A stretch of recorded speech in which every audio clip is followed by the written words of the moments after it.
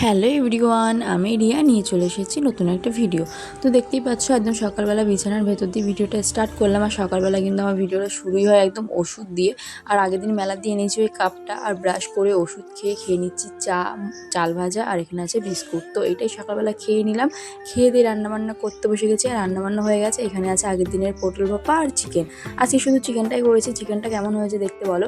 আর যাচ্ছিলাম হচ্ছে শাশুড়ি মাকে দেখতে, যেহেতু মা নার্সিংহোমে ভর্তি। তো ভাবলাম চলো মাকে একটু দেখেই আসি। তো আমি প্রত্যেক দিনই গেছিলাম, কিন্তু সেরকমভাবে অনেকদিন হয়েছে ভিডিও বানানো হচ্ছে না। তো আজকে লাস্ট মার ছুটি হবে, তো ওই জন্য আজকে গেছিলাম। আর ভাবলাম রাস্তাটা এত সুন্দর, একটা ভিডিও বানিয়ে নিই।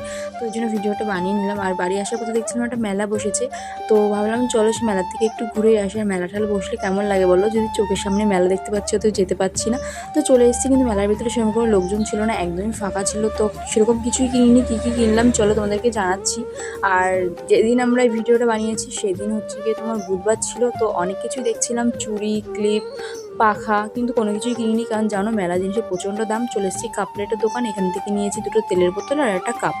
তো বাড়ি আসার পথেই নিয়ে এসেছি বিরিয়ানি, আর এখানে খেয়ে নিচ্ছি বিরিয়ানিটা কিন্তু দারুণ দুর্দান্ত ছিল। আর আমার বর পাশে খেলছিল লুডো। আর দুপুরবেলা চিকেন কষা। তো ভিডিওটা এই অবধি, ভালো লাগলো অবশ্যই লাইক করে দিও। চলো টাটা।